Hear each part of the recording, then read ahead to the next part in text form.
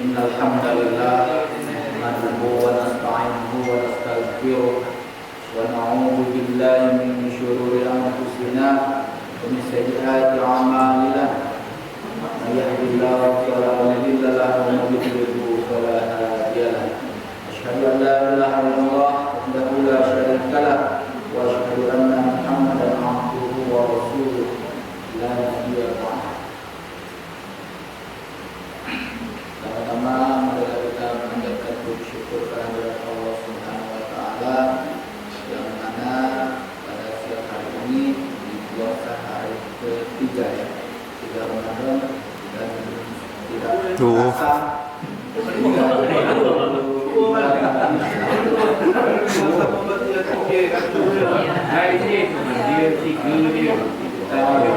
akan melaksanakan Lebaran Idul Fitri ya. Yang kita syukuri adalah kita lewati 2 tahun yang mencekam karena COVID-19 kemarin. Alhamdulillah kita saat ini COVID-nya tidak terlalu parah ya. Kemudian selawat dan salam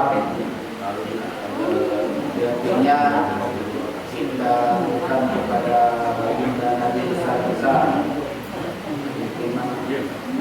pimpinan umat Islam Rasulullah Sallallahu Alaihi Wasallam, Muhammad Sallallahu Alaihi Wasallam, pada para pengikutnya, pada para sahabatnya yang setia hingga akhir zaman. Dan insyaallah kita mendapatkan syafaat beliau.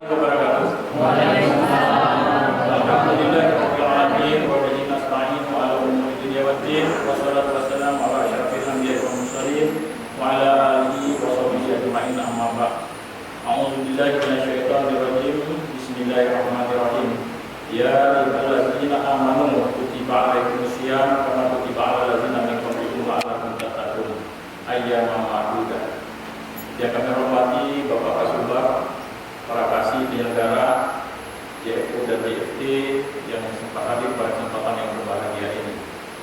Pada kesempatan ini saya akan menyampaikan satu ayat Al-Baqarah 183 yang bunyinya ya ayyuhallazina amanu, hai orang-orang yang beriman, diwajibkan kamu berpuasa sebagaimana diwajibkan orang-orang sebelum kamu. Di sini jelas sekali Bapak Ibu bahwa yang digarisbawahi oleh Allah SWT di dalam pelaksanaan ibadah ini adalah orang-orang yang beriman. Orang-orang yang beriman ini mengapa diwajibkan? Karena kewajiban ini sudah dilakukan oleh zaman orang-orang terdahulu. Maksudnya itu adalah di zaman-zaman Nabi sebelumnya. Jadi kita tidak bisa mengklaim diri sendiri bahwa umat Muhammad itu adalah umat yang telah dan baru melaksanakan ibadah. Karena jelas sekali di dalam ayat itu disebutkan bahwa puasa ini adalah warisan umat terdahulu. Hanya saja garis bawahnya adalah pada orang-orang yang beriman. Sekarang timbul pertanyaan, siapa sih orang yang beriman? Di Al-Baqarah disebutkan lagi ayat yang ketiga. Di situ disebutkan bahwa orang yang beriman itu adalah orang-orang yang percaya kepada yang gaib, pada pelaksanaan sholat, zakat dan sebagainya. Artinya orang yang beriman itu adalah orang seperti itu. Keterkaitan di dalam pelaksanaan menuju ketakwaan jelas rujukannya adalah Al-Quran. Gimana? Gampang, kita ambil saja ayat pertama di Al-Baqarah. Zalika kitabullah raiba fihi hudal muttaqin. Bahwa Al-Quran itu tidak ada keraguan di dalamnya bagi petunjuk orang-orang yang bertakwa. Siapa yang orang bertakwa? Adalah orang yang melaksanakan rukun Islam. Di ayat ketiga itu dijelaskan adalah orang-orang yang melaksanakan rukun Islam. Apa itu rukun Islam? Yang pertama, mengucapkan 2 kalimat syahadat. Apakah cukup dengan syahadat saja asyhadu alla ilaha illallah wa asyhadu anna muhammadar rasulullah? Tidak. Yang jelas harus tahu makna hakiki daripada syahadat itu. Apa itu syahadat? Syahadat itu adalah persaksian diri kita terhadap Allah dan terhadap Nabi Muhammad SAW. Kalau masih mengunjingkan orang, masih percaya dengan yang hal-hal yang tidak boleh menyekutukan Allah, maka itu tidak, syahadatnya tidak baik.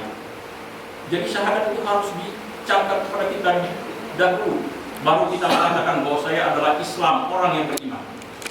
Laksanakan maka jatuh, gugur ketakwaan kita terhadap yang Maha Kuasa. Kalau selama ini kita bersyahadat, apa kita bersyahadat? Apakah segampang itu? Tidak. Persaksian kita itu yang dikedepankan, dipertaruhkan terhadap diri kita kepada yang Maha Kuasa. Itu yang pertama. Yang kedua, sudah syahadat, sholat 5 waktu. Rukun Islam tidak mengatakan berapa banyak kamu sholat sunat, tidak, tapi sholat 5 waktu. Mengapa? Karena inilah kerangka kewajiban manusia terhadap Allah. Kalau selebihnya itu namanya ngambil keuntungan. Makanya para waliullah itu selalu merahasiakan sholatnya, ibadahnya kepada orang-orang lain. Karena dia apa? Tidak mau dikatakan terlalu sombong, pamer bahwa dialah yang paling hebat dan dialah yang paling beribadah. Contohnya, adakah? Ada. Nabi Musa alaihissalam. Nabi Musa alaihissalam pada saatnya para sahabat mengatakan, "Hai Musa, siapa yang dekat dengan Allah?" Kata Nabi Musa, "Oh, sombong." Karena dia nabi, memang benar dekat. Siapa yang paling pintar? Ya Musa, karena Musa tahu apa yang akan terjadi. Langsung turun teguran terhadap Musa. Ya Musa, engkau belajarlah dengan seseorang bahwa ini. Dan dia tahu siapa yang dijadikan guru oleh Musa. Tapi perintahnya hanya bahwa ini belajar, cari orang ini, dibawa bertahun-tahun Bapak Ibu, bukan sehari dulu, bertahun-tahun. Tetapi di dalam Al-Quran tidak gamblang yang mengatakan sekian puluh tahun, 200 tahun, tapi dia mengatakan bahwa ini saking kelahnya dunia bahasa Inggrisnya, tidak teringat lagi dia dengan yang dititipkan oleh Allah kepada Musa bahwa apabila itu hilang, itulah gurunya. Singkat cerita, Musa itu sampai ke tepi laut, sampai jauh di jalan.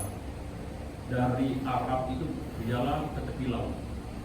Sampai ke laut, tepi laut kan memancing. Pakai rombeng, lusuh, jingok ada cocok menjadi guru. Kenapa? Karena Musa itu necis, pintar, si rombeng tadi mancing pulau kurus. Jangan takut. Itu dengan kurus itu berarti dia itu tidak berilmu dan tidak punya akidah akhlak bagus. Yang kemungkinan yang gendut-gendut itulah yang kurang. Nah, ini kisah nih. Boleh bapak-bapak ketawa, tapi ini kisah. Jadi sempat cerita ini tidak mungkin kata Musa, berjalan lagi Musa. Ternyata setelah kepuasan yang dilihatnya, kiri tadi hilang. Oh, berarti si lah yang menjadi guru saya. Digalinya lagi. Waktu digali terjadi dialog, si guru tadi tidak mau mengatakan bahwa dia adalah guru. Tapi kamu Musa karena memaksa, siap saya akan mengajar. Tapi saya yakin kamu tidak akan sabar. Memang guru itu bengis, dan rahasia guru tidak mau diperlihatkan sebelum dia habis pengajaran. Kata Musa siap. Syaratnya apa? Dikasih tahulah oleh Nabi Khidir ini. Yang pertama, jangan banyak bertanya. Jadi banyak bertanya itu tidak bagus ternyata.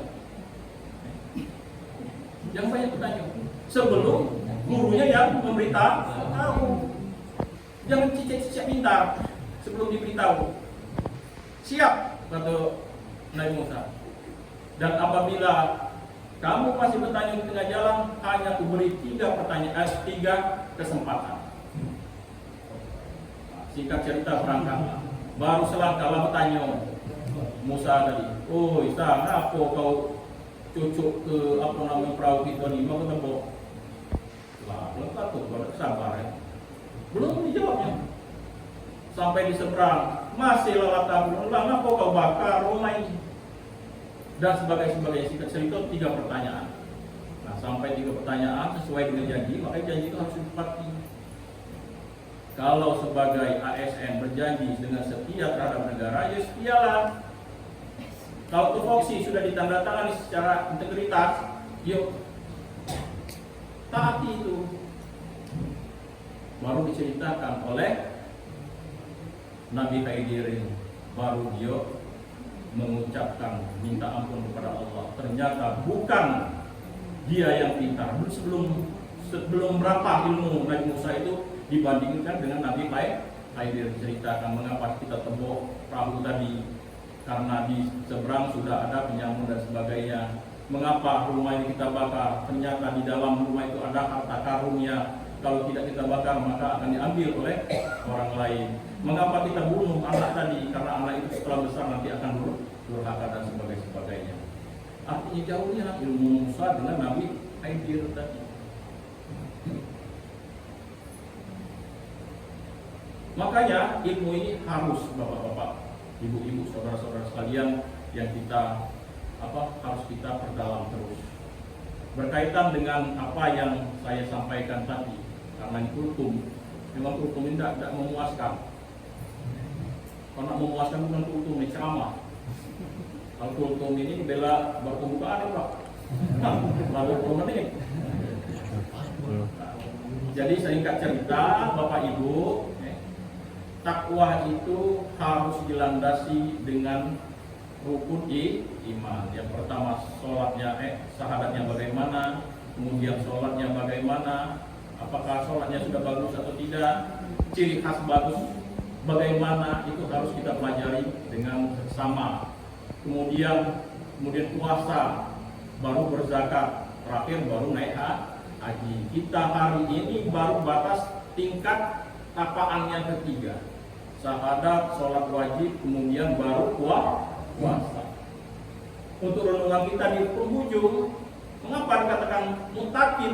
Karena di penghujung itu adalah membayar zakat dan fitrah. Khusus untuk haji itu lain bab, karena di dalamnya ada istita'ah.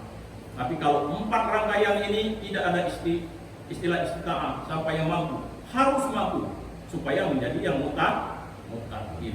Oleh sebab itu kepada kita bersama, untuk penyempurnaan mutakin ini, selain 4 tahapan tingkatan yang harus kita lalui dan insya Allah akan kita laksanakan dan kita lampaui di penghujung puasa, supaya sempurna haruslah kita melaksanakan haji.